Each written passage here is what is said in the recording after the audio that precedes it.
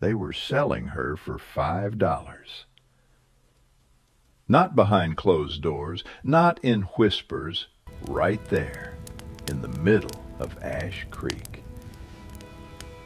Snow clung to the street like ash, thin, dirty, trampled by boots and horses that didn't care where they stepped. And neither did the men gathered around her. Rhett Mercer heard them before he saw her. That kind of laughter. He knew it. It was the sound men made when they forgot other people were human. He stepped into the street, tall, broad, a man built out of hard winters and harder choices. His coat was worn, his beard thick with frost, and his eyes cold enough to match the mountain he lived on. He wasn't here for people, just salt, flour, coffee, things that didn't talk back. But then he saw her. Red, a single slash of red in a town made of dirt and gray.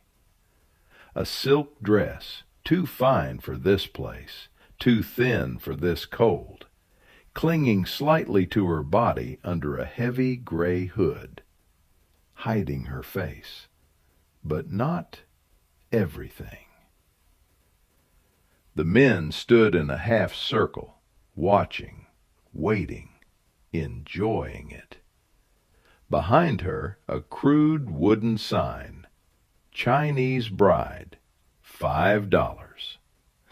Don't talk, one man muttered. Don't argue. Works hard. Better deal than a mule. Rhett didn't laugh. He looked at her hands instead, small, clasped tight at her waist, trembling. Not wildly, not dramatically, just enough that someone paying attention would see it. He was paying attention. The man selling her, Barker, smelled like whiskey and bad decisions. Go on, Barker grinned. $5 and she's yours. Won't say a word. Probably can't. Rhett stepped forward. The circle shifted, opened. No one stopped him. He didn't speak, didn't ask questions. He reached into his coat, pulled out coins. 1, 2, 3, 4, 5. Heavy silver in his palm. More than she was worth to them. Less than she was worth. He held it out. Barker snatched it, fast, greedy. Pleasure doing business. Rhett ignored him. His eyes lifted to her. She didn't look up, didn't move, didn't speak. Like something that had learned, movement made things worse. Rhett gave a small nod, not kind, not gentle, just final. Come. One word, rough, unpracticed. She flinched, then slowly she stepped forward. The red dress shifted beneath the gray hood. A glimpse of movement, of shape, of something alive under all that silence. Rhett turned, didn't wait, didn't check. He walked toward the edge of town, toward the mountain, toward the kind of cold that stripped men down to what they really were. Behind him, she followed, light, careful, persistent. The climb began where the road ended, a narrow trail cutting upward through rock and pine, snow thickening, air thinning. Rhett moved like he belonged there, like the mountain had shaped him, each step sure, heavy, certain. She didn't belong there. Anyone could see that. Too small, too thin, too soft. But she didn't fall, didn't stumble, didn't complain, just kept walking. Halfway up, Rhett stopped, turned. She stood a few paces below him, chest rising, falling, steady.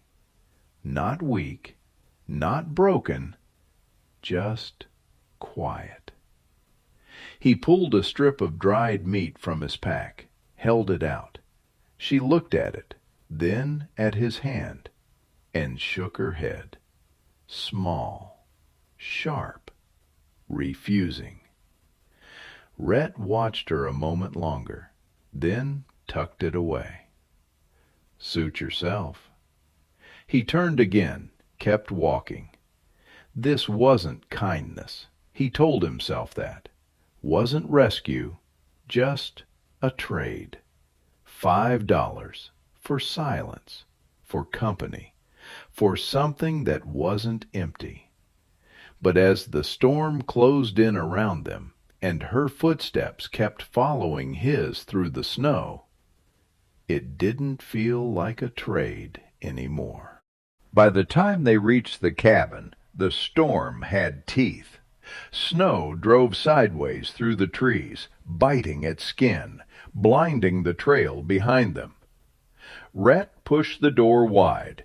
Warmth didn't greet them, just less cold. The cabin was dark, still, waiting. He stepped inside first, boots heavy on wood, then moved aside. Inside. She hesitated at the threshold, one foot still in the storm, one foot in something unknown. Then she stepped in. Silence. Rhett crossed to the hearth, dropped his pack, kneeled, hands moving fast, sure. Flame caught, then grew. The cabin came into view. One room, rough table, 2 chairs, a bed built into the wall, and a smaller space cut off by a hanging blanket. Not much, but clean, ordered, controlled. He didn't look at her, not yet.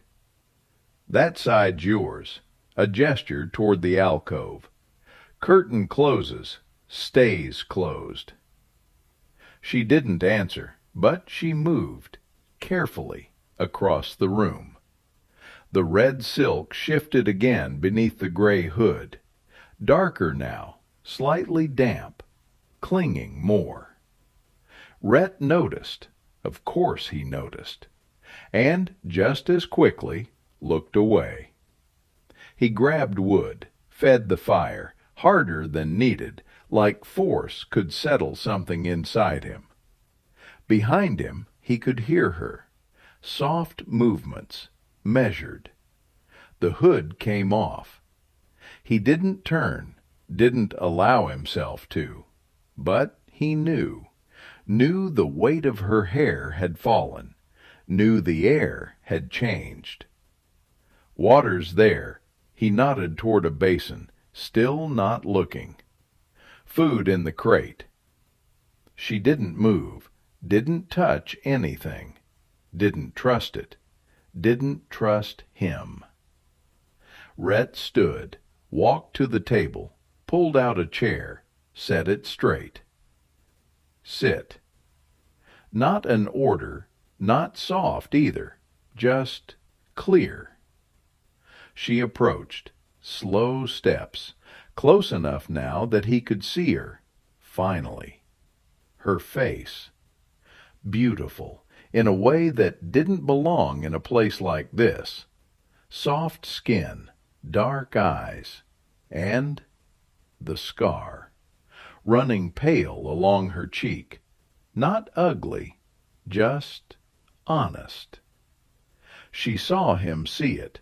Her chin lifted slightly, bracing, waiting for the recoil, the judgment, the same look every other man gave. Rhett didn't react, didn't blink, didn't soften, just nodded once, like it meant nothing. She exhaled, barely, and sat. Rhett turned away, gave her the space, not because he didn't want to look, because he did. Too much. He started cooking. Water. Simple. Behind him she moved, slowly at first, then with purpose.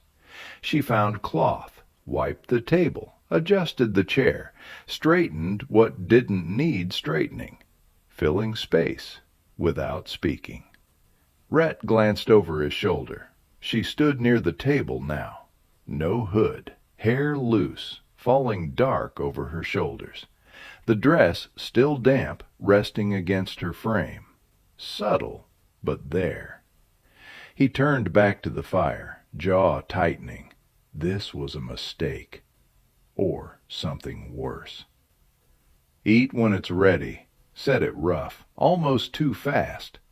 She stepped closer, close enough that he could feel her presence behind him. Warm, alive, not afraid, not the same way anymore. He stilled, didn't turn.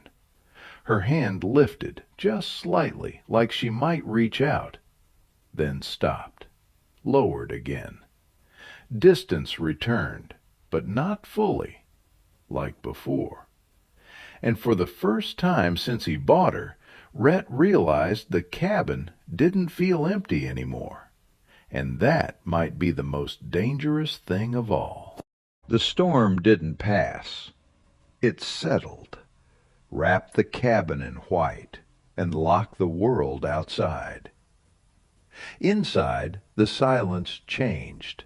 Not empty anymore, just full. Rhett sat at the table, sharpening a knife. Slow strokes, steel on stone. Shk, shk. A rhythm, controlled, familiar. Across the room, she watched him, not hiding anymore, not behind the hood. He could feel it, that gaze. Steady, curious, too direct. "You keep looking like that." He said it without raising his eyes. "I'm going to think you got something to say." Silence. Then, "I do." The sound ended, clean. Rhett's hand stilled on the blade. Her voice, low, accented, but clear. First time. He looked up. She stood near the window, light falling across her face, across the scar. No hiding now. "My name," she hesitated, like the words had weight. "Mei Lien." Rhett stared at her, not because of the name, because she chose to give it. "Rhett?" He said it back, simple. A trade, but not the same kind as before. She stepped closer, not far, just enough. "I thought," she searched for the word, "you buy me." Her eyes lifted, direct. "But you don't touch." The air shifted. Rhett leaned back slightly, eyes narrowing. "That disappoint you?" She shook her head, slow. "No." Strange. A faint ghost of something passed through her expression. Not quite a smile, not quite safe. "You different." "Different don't mean better," Rhett muttered. "I've done things. Things men don't talk about when they want to be seen decent." Her gaze didn't change, didn't soften, didn't turn away. "You still not him." Simple, again. It landed harder than it should have. Rhett looked down at his hands, large, scarred, hands that had broken things, and now careful. "What about you?" he asked, voice quieter now. "What did they do to you?" Her fingers lifted, touched the edge of the scar, light, habitual. "Ship," she said. "Fire. Man see this," her hand lowered, "say I'm broken. He send me away. Barker buy me cheap." Silence settled, heavy. Rhett's jaw tightened. World's full of men like that. She tilted her head slightly, watching him. "You not." He let out a dry breath, almost a laugh. "You don't know that." "I see." Not defensive, not naive, certain. The space between them felt smaller now, not physically, something else.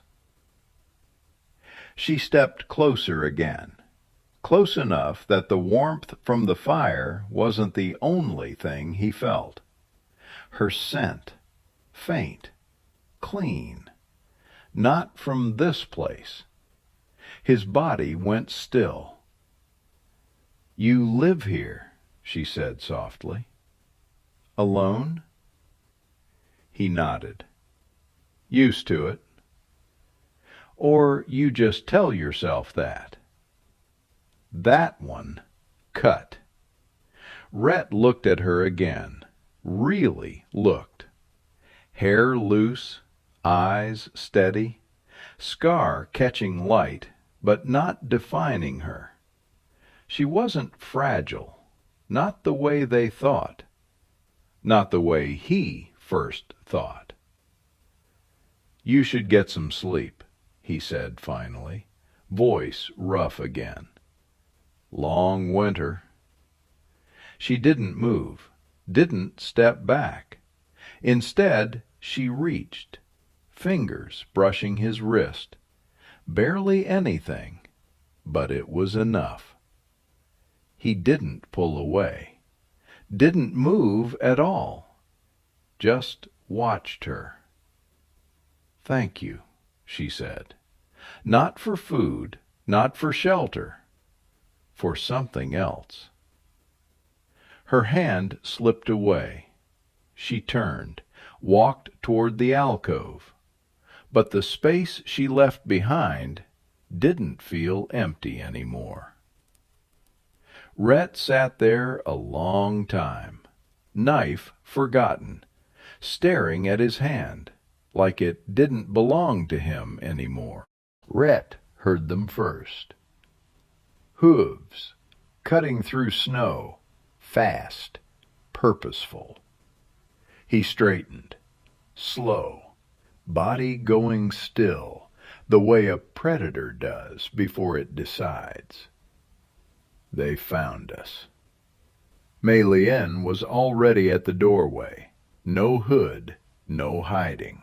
Her eyes met his. She understood. Yes. Rhett set the axe down. Didn't rush, didn't panic. He reached for his coat, then the rifle by the door.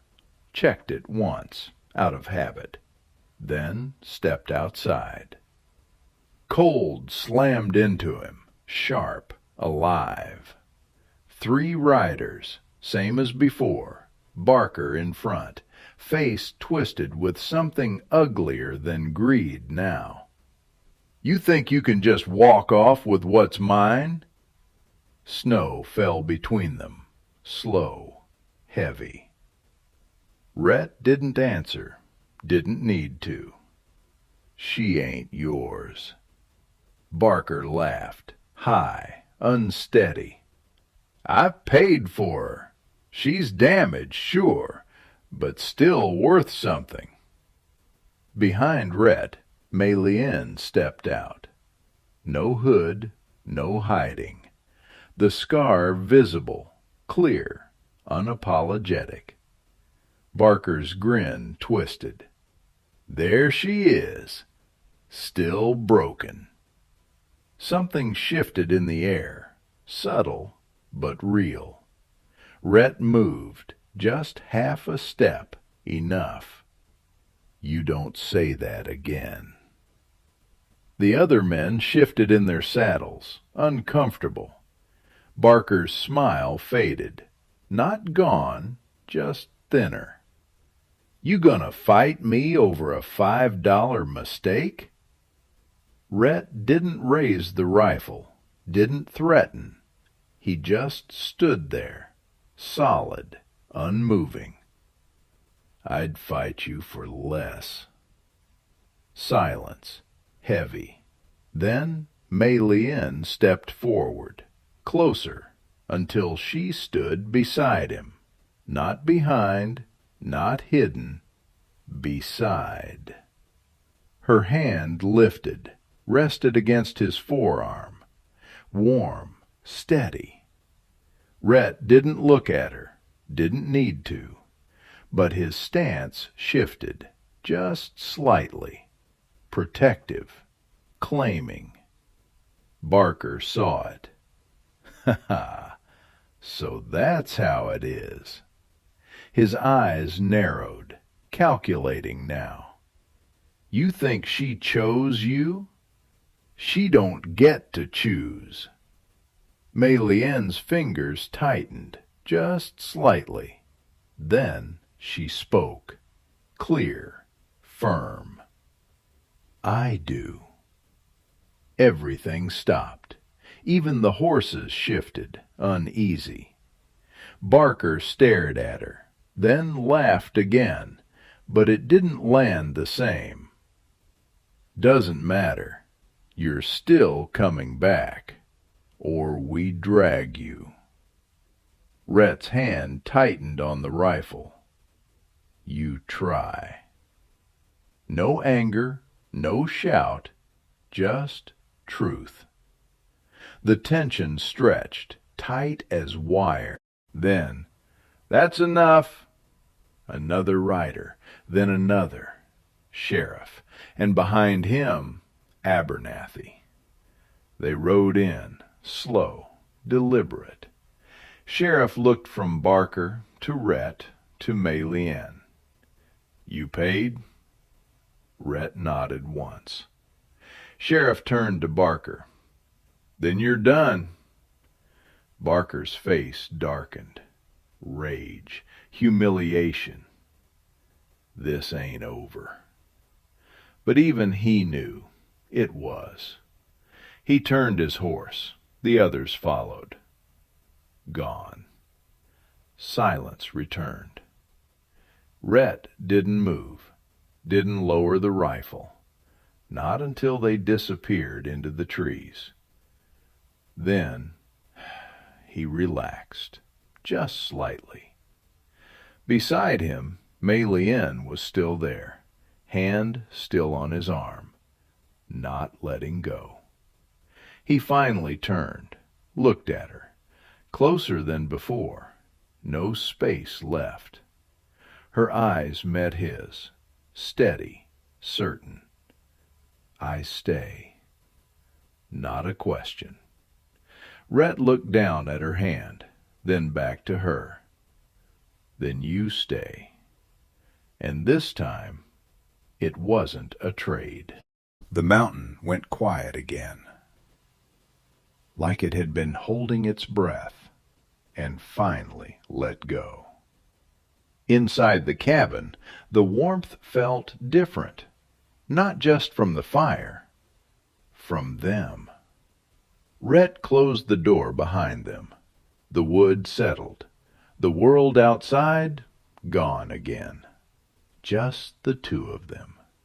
He set the rifle down, slow, careful, like the danger hadn't fully left his hands yet. Then turned. She was still standing there, in the middle of the room, watching him. No fear, not anymore. Something else now, something steadier. He took a step closer, then stopped. Not because he didn't want to, because he did. Too much. You should rest. His voice rough again. Long day. She didn't move, didn't step away. Instead, she stepped closer, closing the distance he left. Now there was no space between them, close enough that he could feel her warmth through the cold still clinging to his coat. Her hand lifted, rested against his chest, right where his heart was still beating too hard. He stilled, didn't move, didn't stop her, didn't want to. "Not cold," she said softly. "Not anymore." Rhett let out a slow breath. "Neither am I." His hand rose, rough, scarred. He covered hers, pressed it lightly against him. This time he didn't pull away, didn't step back. He stayed. She watched him, eyes softer now, not searching, knowing. Then she moved, slow, careful, leaning just slightly until her forehead rested against his chest. Not asking, not hesitating, trusting. Rhett froze for half a breath. Then his other hand lifted, hesitated, just for a moment, then settled lightly against her back, holding her there. The storm was gone. The mountain still harsh, still unforgiving, but inside that small cabin, something had changed. Later, he didn't lay his bedroll by the door. He brought it closer, to her space, not touching, but close enough. They lay in the quiet, the space between them small now, not empty. Her hand found his in the dark, fingers slipping into his. He tightened his grip, just slightly. Didn't let go. Wouldn't. He had paid $5 for silence, for company. But what he found was something no man could buy. And for the first time in years, Rhett Mercer didn't feel like a man waiting out the winter, who finally had a reason to stay.